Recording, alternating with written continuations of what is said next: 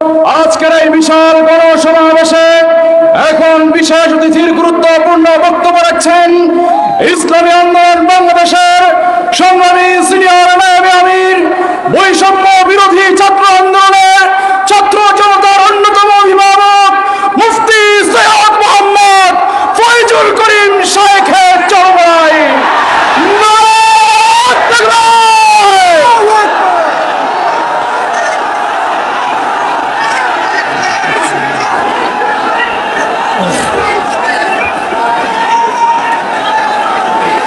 আসসালামু আলাইকুম ওয়া রাহমাতুল্লাহি ওয়া বারাকাতুহু। নাহমাদু ওয়া নুসাল্লি আলা রাসূলিহিল কারীম। আম্মা বা'দ। আউযু বিল্লাহি মিনাশ শাইতানির রাজীম। বিসমিল্লাহির রাহমানির রাহিম। ওয়া তিলকাল আইয়ামু নুদাবিলুহা বাইনান নাস। সাদাকাল্লাহুল আলিয়্যুল আযীম। আল্লাহুম্মা সাল্লি আলা মুহাম্মদ ওয়া আলা আলি মুহাম্মদ।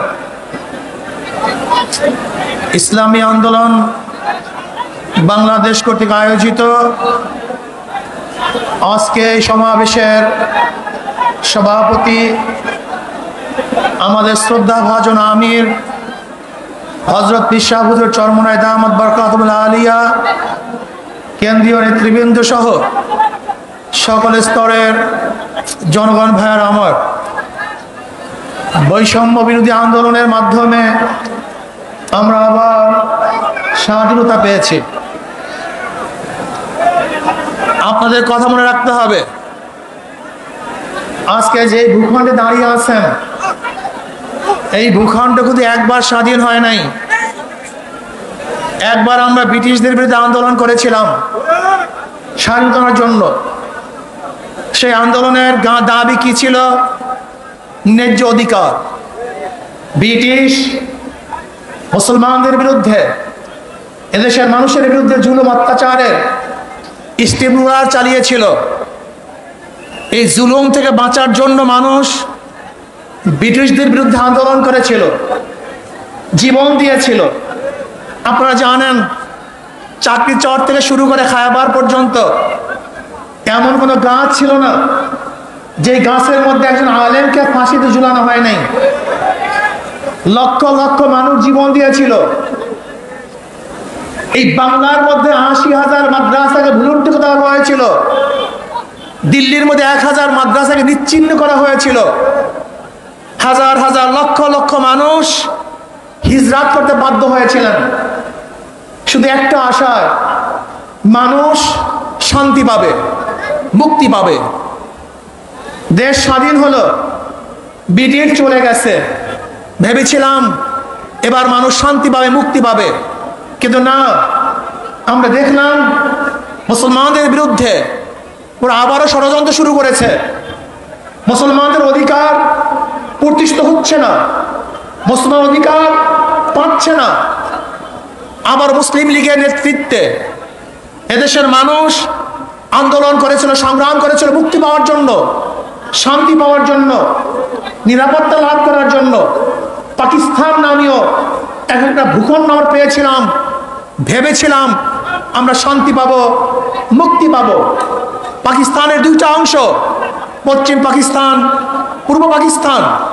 এই পশ্চিম এবং পূর্ব পাকিস্তানের মধ্যে ১৭০০ কিলোমিটার ডিস্টেন্সের মধ্যে একই নামে দুইটা রাষ্ট্র ভাগ হয়ে ভারত থেকে ভাগ হওয়ার কারণটা কি ছিল? একমাত্র অধিকার, একমাত্র শান্তি, একমাত্র মুক্তি। কিন্তু আমরা কি দেখেছি? পশ্চিম পাকিস্তানের লোক আমাদেরকে মুক্তি দেয় নাই, অধিকার ফিরিয়ে দেয় নাই। তারা বৈষম্যতা সৃষ্টি করেছে। চাকরি বড় চাকরি তাদের, ছোট চাকরি আমাদের, ভালো খানা তাদের, খারাপ খানা আমাদের। ভালো পড়বে তারা, খারাপ পড়বো আমরা। আবার মানুষ আন্দোলন সংগ্রাম করেছে বৈষম্যের বিরুদ্ধে, যে না, আমরা সাম্যতা চাই, আমরা প্রত্যেক অধিকার ফিরে পেতে চাই। এর জন্য দেওয়া হয়েছিল ৬ দফা, ১১ দফা, ১৮ দফা, ২১ দফা। মানুষের সেই দফার মধ্যে শুধু একটাই স্লোগান ছিল, আমরা মুক্তি চাই, শান্তি চাই।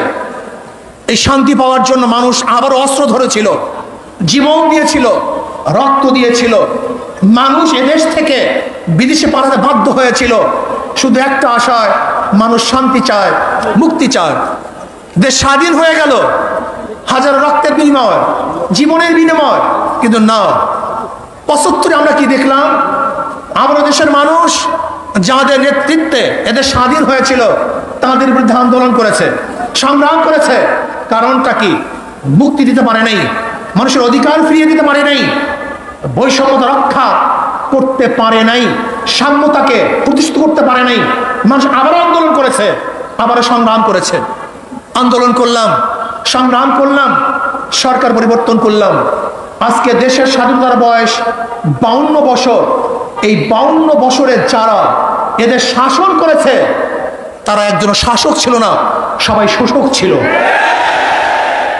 যারা ৫২ বছর এদের শাসন করেছে তারা জনগণের কল্যাণে কাজ করে নাই, নিজেদের দল এবং নিজের কল্যাণে কাজ করেছে। এই ৫২ বছর যারা শাসক ছিল তারা মানুষের অধিকার প্রতিষ্ঠিত করতে পারে নাই, বরং নিজের অধিকার প্রতিষ্ঠিত করেছে, নিজের দলের অধিকারকে প্রতিষ্ঠিত করেছে। এরপরে আবার আন্দোলন হলো, এই ২৪ সনে আন্দোলন হলো। আপনারা আন্দোলনে শরীক ছিলেন, মনে রাখতে হবে বৈষম্য বিরোধী আন্দোলনের ছাত্রদের প্রথম ভূমিকা ছিল।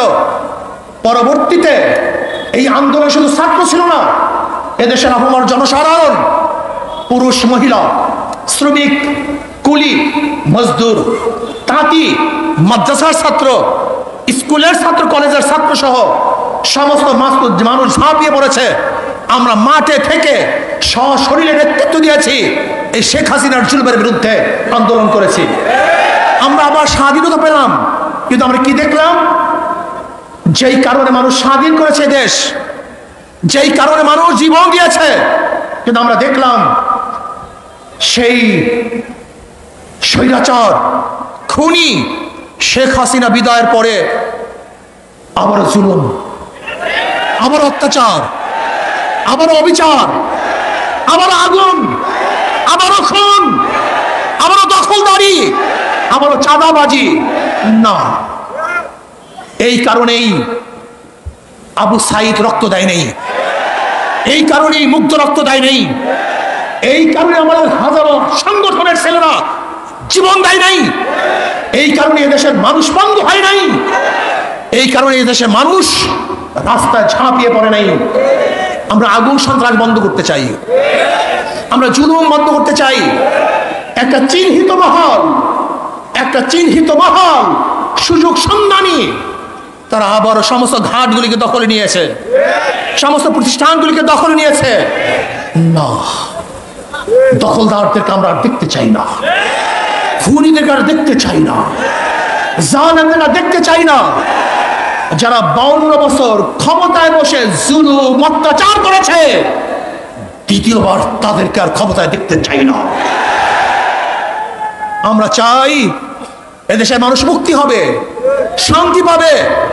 এদেশের মালিক জনগণ, জনগণের সাথে সেই মালিকানা আচরণ করা হবে, জনগণের সাথে ভদ্র ব্যবহার করা হবে, জনগণকে শ্রদ্ধা করা হবে, সম্মান দেওয়া হবে।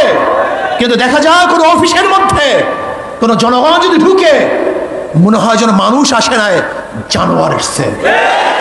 জানোয়ারকে যেইভাবে স্নেহ করে, একটা কুকুরকে ওদের বিছানায় উঠায়, একটা কুকুরকে আদর করে, একটা কুকুর করে নিজের হাতে খাওয়িয়ে দেয়, আর মানুষ আশরাফুল মাখলুকাতের প্রতি ওদের কোনো শ্রদ্ধা নাই, সম্মান নাই, স্নেহ নাই, মমতা নাই, ভালোবাসা নাই।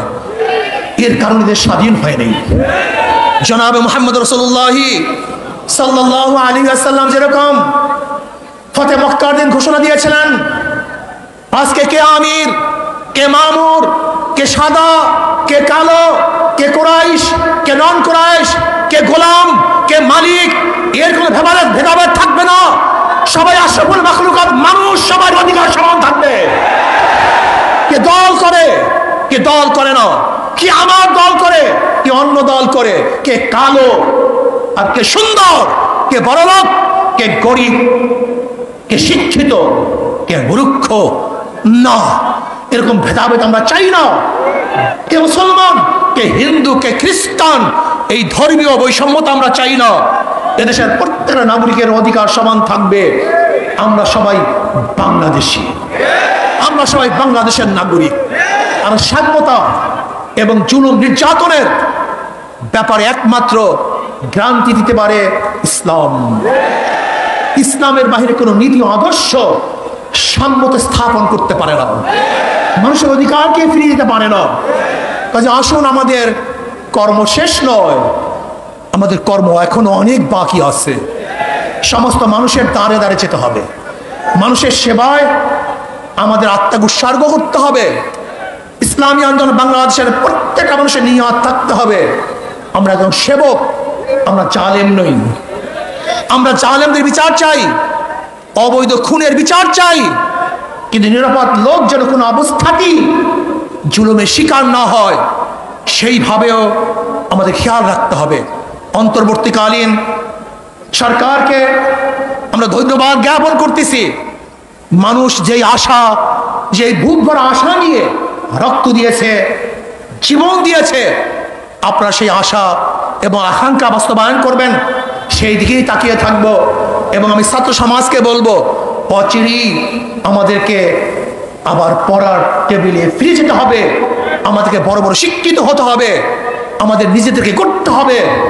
আমরা শুধু বাংলাদেশের নেতৃত্ব দেবো না, গোটা দুনিয়ার নেতৃত্ব এই বাংলাদেশের জনগণ দিবে ইনশাআল্লাহ। আল্লাহ আমাকে এবং আমাদের সবাইকে সেই যোগ্যতা সম্পন্ন নেতৃত্ব তৈরি করার, নেতৃত্ব অর্জন করার তৌফিক দান করেন। দেশকে শান্তি রাখেন, আগামী ইসলাম হুকুমাত কায়েম হবে সে আশা প্রত্যাশা নিয়ে অপেক্ষায় আছি। আল্লাহ পাক যেন সেটা দেখার তৌফিক দান। যেরকম একবার বলেছিলাম, আল্লাহ যেন শেখ হাসিনার পতনের সেই অবস্থান চোখে দেখার তৌফিক দান করেন।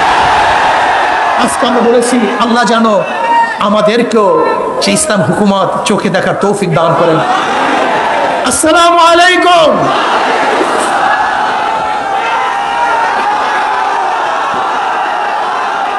সমাগত ভাই বন্ধুগণ,